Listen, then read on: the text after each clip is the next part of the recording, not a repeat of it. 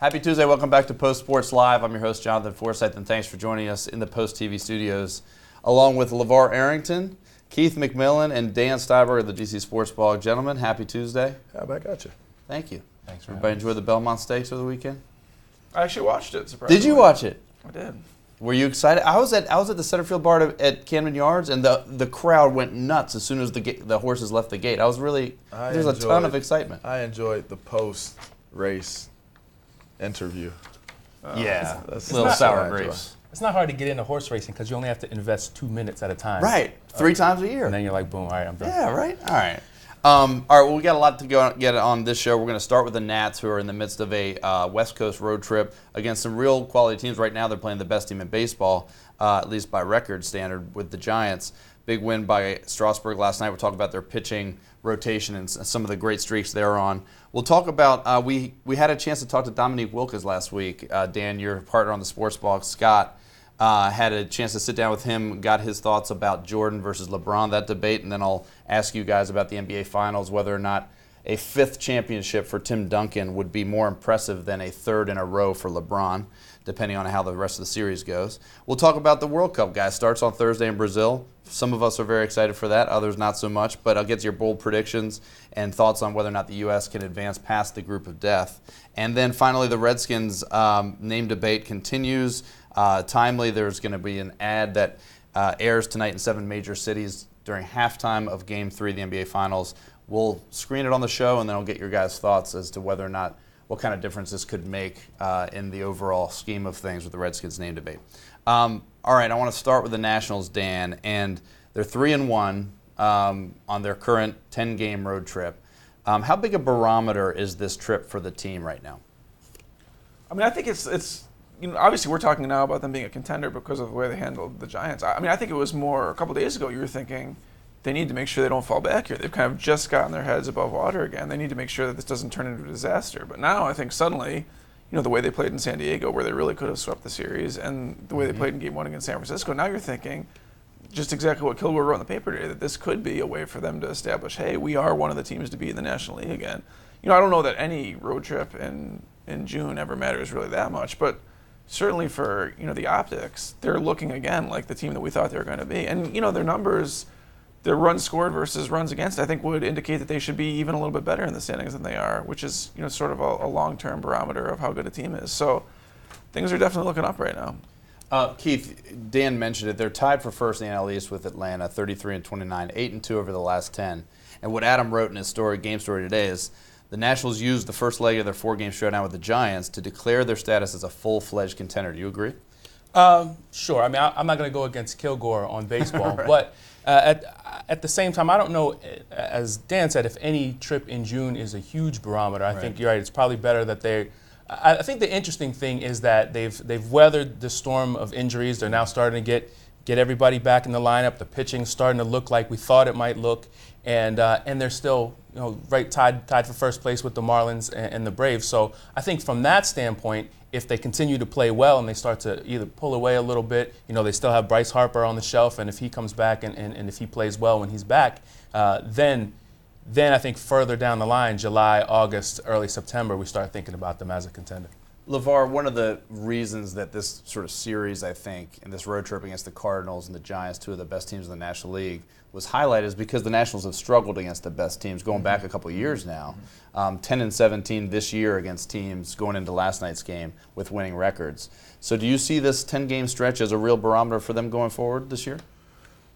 A real barometer, of course, if you're winning, you're winning. If you're losing, you're losing. So you're supposed to win games against teams that you're supposed to win against. And they have beat some pretty good teams here as of late. Again, I think it's better to be talking about them, should we think they're better than what they are because they're winning rather than the other, they're losing, so what does that mean?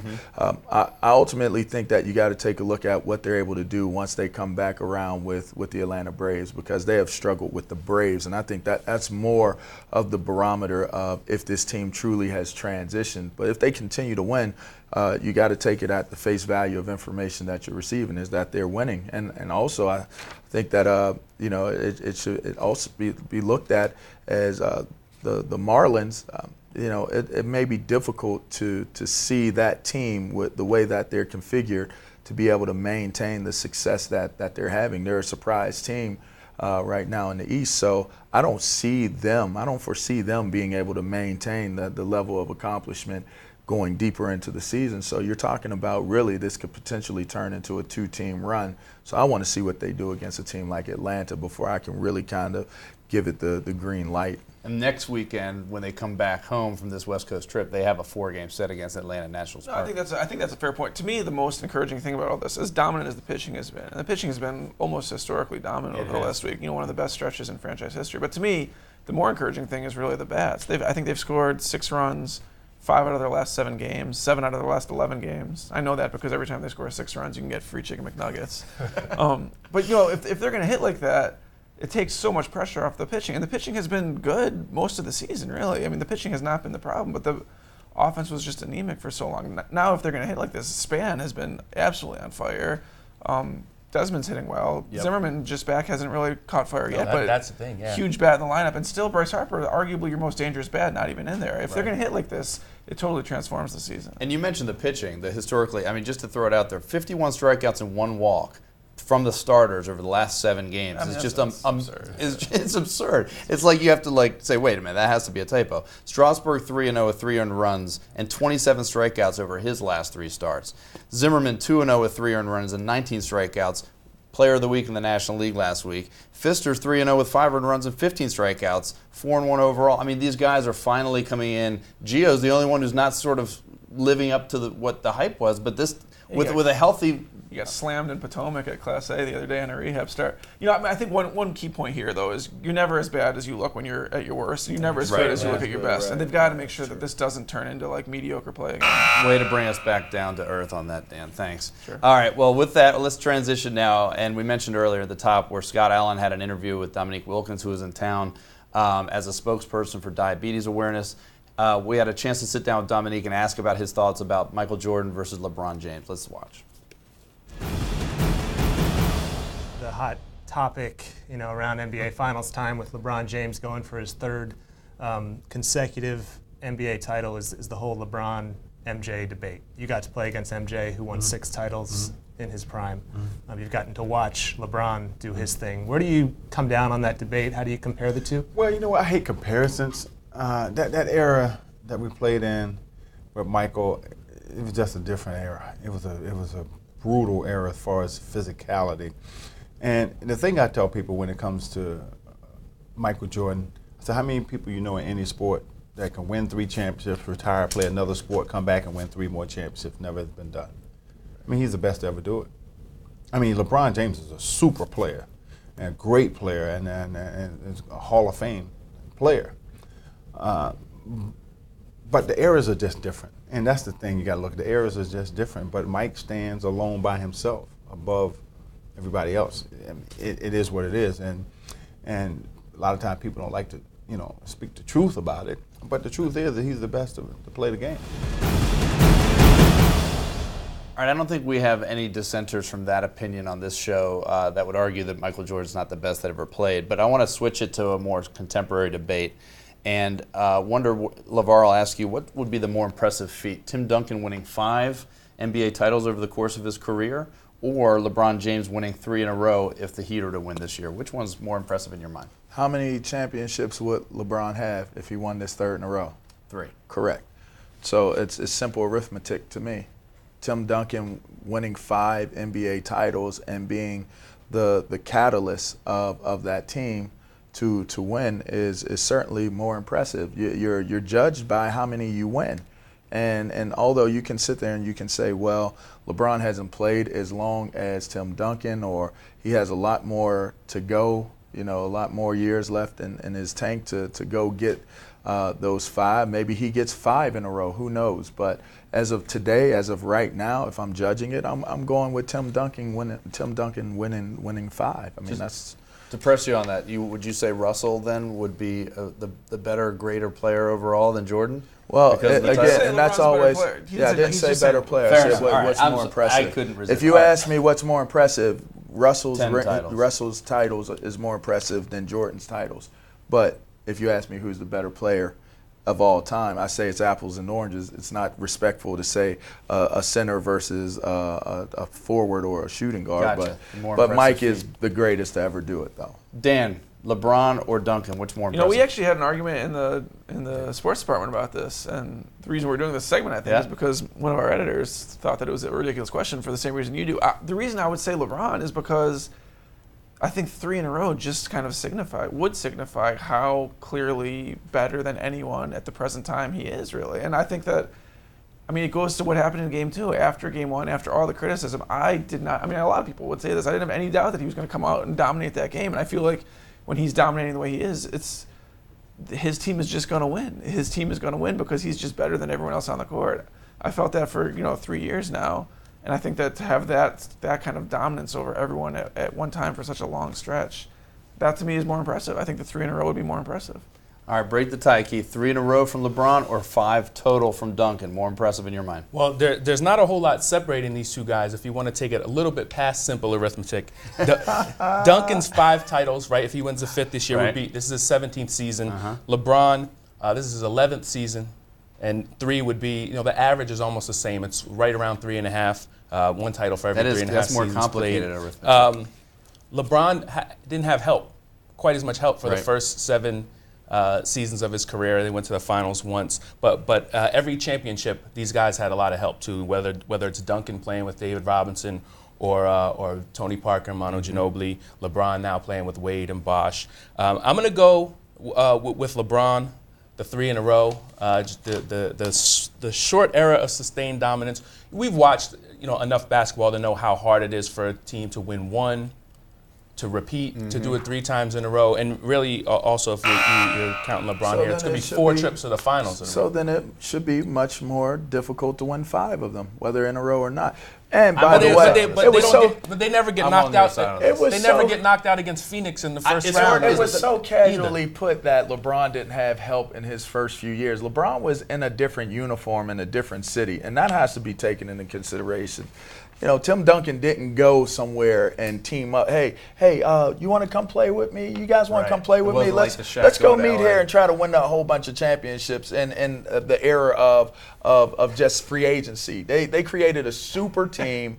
They created a super team and started winning. That has to be held against them. I root against LeBron, and late in these games, I just feel completely certain that he's going to ruin my hopes. And I don't think I've ever felt exactly the same way with Duncan, where you just were positive that he was going to do it. I'm a LeBron fan. Different positions, but the bottom line is he did have to go somewhere else. And these names that we continue to throw out there in comparison to LeBron, I'm sorry, it has to go in the record. It has to be in the record book that he left and met up with Dwayne Wade and had Chris Bosh come in and be a part of it. Michael Jordan didn't do that. But Michael Jordan had help. He always had Horace Grant or Rodman and Pippen. So why couldn't they do that in Cleveland? All right. Why couldn't they do that in Cleveland? You're LeBron James. If you're a Michael Jordan, still winning, Michael didn't have to leave. You could argue that with all that pressure that they brought on themselves, the fact that they're still winning is impressive in itself. That's fair. All right. Those guys didn't leave. There's more to this. Game 3 tonight, it'll be, we'll see who wins in Miami. First game in South Beach. That's all I'm saying. All they didn't leave. Let's transition, guys, to the World Cup. Washington Post. Tim Boswell didn't leave. Kornheiser and Wilbon went to ESPN. Boz never left. Boz stayed here. I like that. All right. Transitioning, guys, now to the beautiful game. World Cup kicks off Thursday down in Brazil.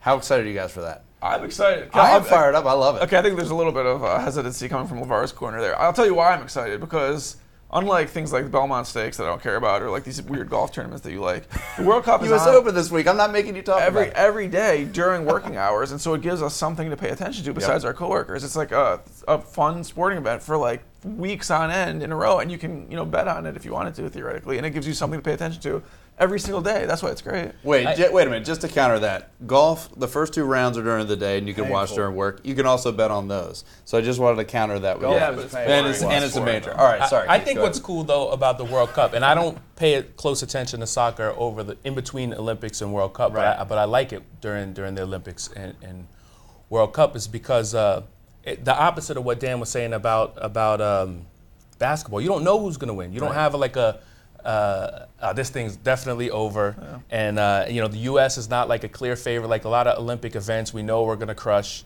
This is like we're kind of the underdog, big time underdog. Yeah, and so you start, And then I think it's kind of neat to have other countries be the ones who are the big dogs for once and let us come in as the underdog. Right on. As far as like Olympics versus World Cup, I definitely prefer the World Cup any day over the Olympics. I don't know if you guys agree. All right, Right on. bold predictions, Dan. Let me get a bold prediction out of you for this year's World Cup starting Thursday. This is actually super bold, I think. And I don't know that I would wager money on it. But here's my bold prediction. Only one European team will make the Final Four of this year's World Cup. And this was after, of course, the final last time out was Spain and the Netherlands. Right. So it was a typical European domination. But I think I've only got one European team in the Final Four this year. This year's Spain and the Netherlands in the same group. I think Brazil and Argentina are probably the two overwhelming favorites. But there's a lot of other South American teams that certainly could do some damage. And there's all of the typical, Asian and African teams that are kind of dark horses. So I'm going to say it's going to be Argentina, Brazil, and one of those other teams coming out of nowhere. I like that. One European squad in the Final Four. Give me something, Keith. Well, look, not being a soccer expert, I consulted Steve Goff for some pointers here. And I don't know how bold a prediction this is. That's cheating, man. That's cheating. It is. It's totally cheating. I'm right on board with that. But I'm like, would people want to hear what I think, or do they want to hear what Goff thinks about soccer? Let's be honest.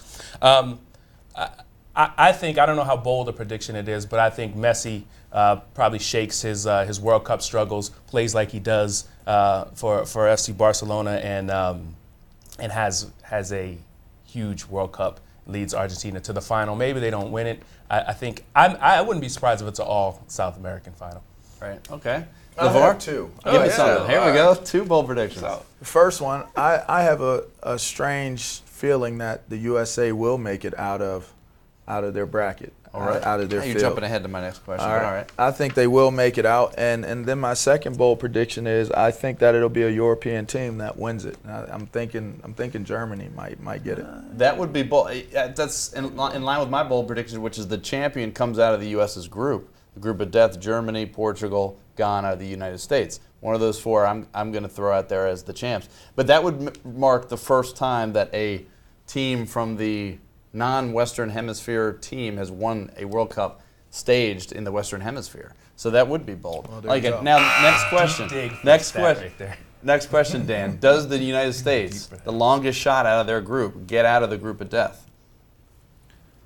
It wouldn't surprise me. It would surprise me. We've seen them for a couple of years now, since there was that whole big kind of tumult within the program a couple of years ago. We've seen them play really, really well. It wouldn't surprise me, but I think that with Germany almost sure to make it, you basically, at best, it's a 1 in 3 chance. I would have to say no. I would have to say no would be my prediction, but it wouldn't surprise me. All right. No. Any chance, Keith? What do you got? Well, wait, you said any chance, or are they going to? Are they going to? Of course there's a chance, but I would say no. I mean, you got 2 of the top 4 teams in the FIFA rankings in your group. In Germany is 2nd in the world, Portugal's 4th in the world. The US is 13th in the world, just for context. It's going to Not to mention the third team of that group, right, Ghana has knocked them out the last 2 World Cups. Right, so it's a tough sell. Right. They obviously have to open up the first game against Ghana. They have to play well and get something there, and then just hope for the best. They essentially have to win that. Right. Even a tie. Those are the very reasons why I think that they'll advance, because there's no expectations for them. Mm-hmm. I mean, everything is a bonus, and let me tell you something. As a former player, the one thing that is sometimes the best approach to a game is nobody thinking that you have any chance whatsoever. Like, there's no pressure on you. Everybody's just looking at it as whatever you do is like, oh, you did a great job. You guys only lost by 1 goal. Like, it's so great. Like, da-da-da. So there's no tightness. There's no apprehension. They're just going to play, and I think playing loose against teams that are in the death bracket, you got to assume those guys have a lot of pressure on them, and that sometimes really impacts the way a team and the way a player plays. Is when you've been told this is what you're going to be. This is what. Ask the Capitals. That you have to deal with the pressure of being told you're going to win it. You're going to be the best. Ask the Nats. You can see that happen clearly with teams that are told to be the best. flying under the radar. I like that approach. I think that. No, I don't think they advance. No. Go ahead. That kind of motivation too doesn't start just when the game kicks off either. You have to play Germany, They're Portugal, and practicing Ghana. that way. Right. They're locked in already. I do think one of those top 2, Germany or Portugal. I don't think both of them advance though. I think Ghana finds a way to advance. Germany and it's US. fun to watch. I How can't about wait to that? watch. Can't wait to watch. All right, guys. Totally transitioning now. We mentioned at the top of the show, during Game 3 tonight, the NBA Finals at halftime in 7 major cities, an advertisement will run that is paid for courtesy from the Yocha Dihi Wintum Nation, which is it's a California tribe, and it's in direct response to the Redskins name debate. Let's go ahead and play the ad, and I'll get your thoughts on the other side. Proud, forgotten,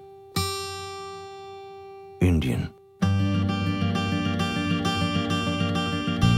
Navajo, Blackfoot, Inuit, and Sioux, survivor, spiritualist, patriot, Sitting Bull, Hiawatha, and Jim Thorpe, mother, father, son, daughter, chief, Mills, Geronimo, unyielding, strong, indomitable. Native Americans call themselves many things. The one thing they don't.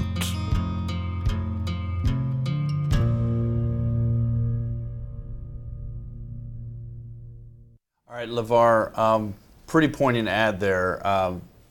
Very well done, and I want to ask you, what effect do you expect this ad to have on the ongoing debate about the Redskins team name? I mean, maybe they should have brought the entire point home with that ad. I almost feel like they might have missed an opportunity there.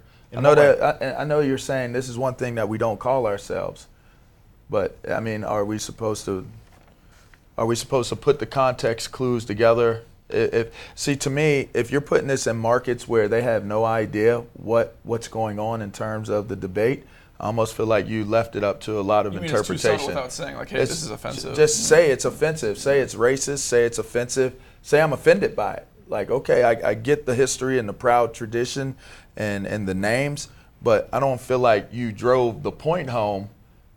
I think that's part of the point. It may be subtle in some ways, but in other ways, I mean, the fact that it's the very end like that, and it's a very recognizable brand, nationwide NFL team, people are going to sort of understand. But you're saying we don't call ourselves that, right?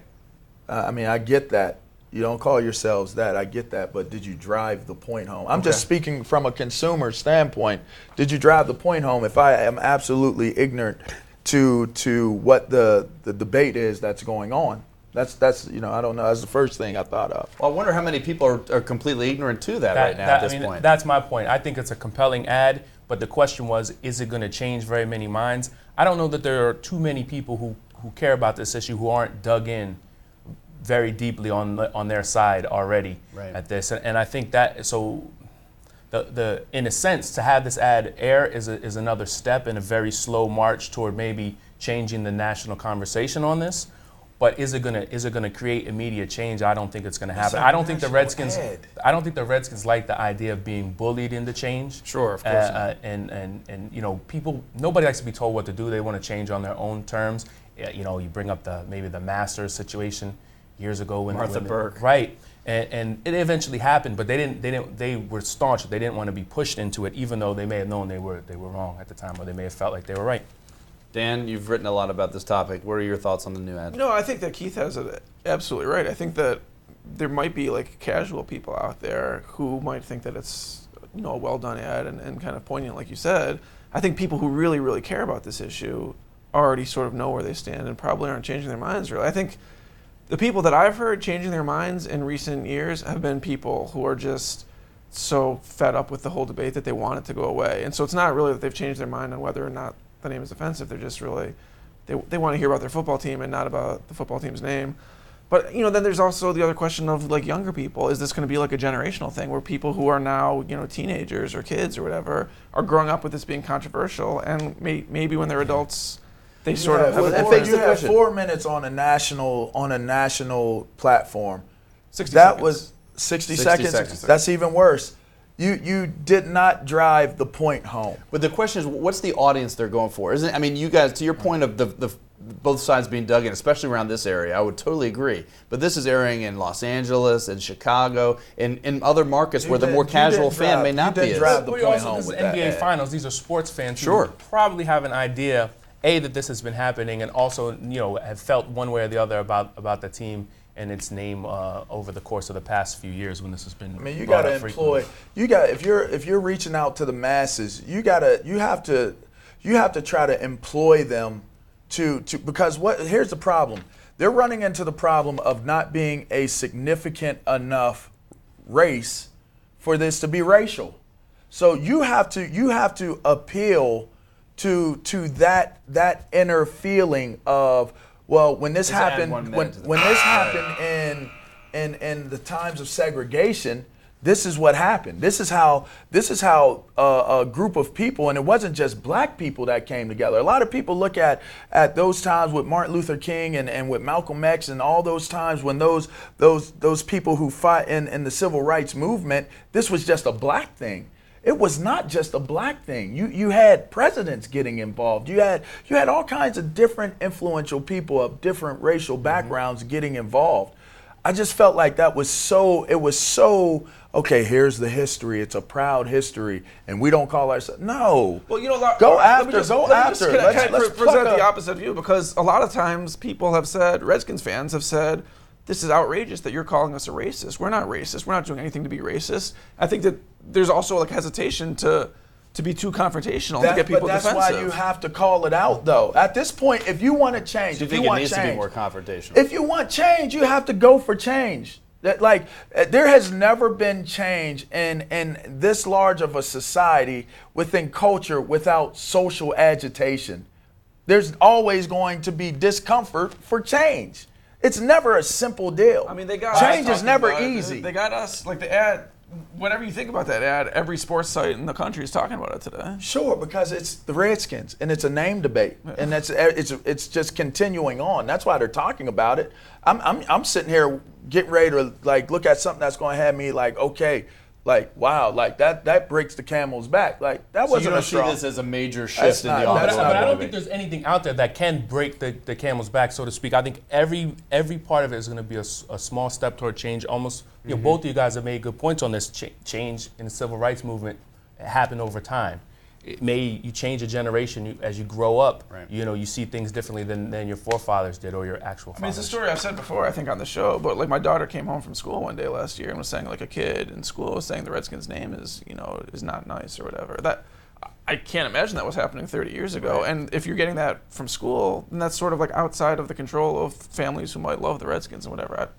If the Redskins won the Super Bowl this year, the name debate would continue on. But in my opinion, would it have as much ferocity or momentum behind it as it does now with a losing team? I'd say absolutely not. I'd say absolutely we need to move not. on, but I need to put a bow on this. But this sort of got back popular again in the mainstream because of Robert Griffin III because of coming RG3 here. when they made the run to the playoffs, when they got good again. So I would actually argue the opposite. If they make it to the Super Bowl, They didn't even I think win. it becomes even bigger. If they make it to a no. Super Bowl this year, for example, Oh it would be my 2 gosh. weeks straight of Redskins name talk. That's exactly right. They wouldn't But even be talking about does RG3. it change? Well, I don't know. If That doesn't mean it necessarily changes, not- but it's that's right whole there at the point. top of It everybody's. doesn't. They're going to be more supportive of a winning team than they are of this topic, and that's sad and unfortunate that that's what this is. But that ad did nothing to pluck at the people that they have to employ other groups to want to get involved with what's going on, and they absolutely missed on that with that ad. Just truth. That's just truth. That'll be our final point on this for this show. We'll definitely come back at it. Quick note that next week we'll be on vacation. Some of us will be anyway. We'll be back the week after that in late June to talk about World Cup and any new updates in the Redskins name debate, and hopefully the Nationals and more exciting things to discuss as well, Keith. For Keith McMillan, Dan Steinberg, LaVar Arrington, thanks for joining us on Post Sports Live. We'll see you in 2 weeks.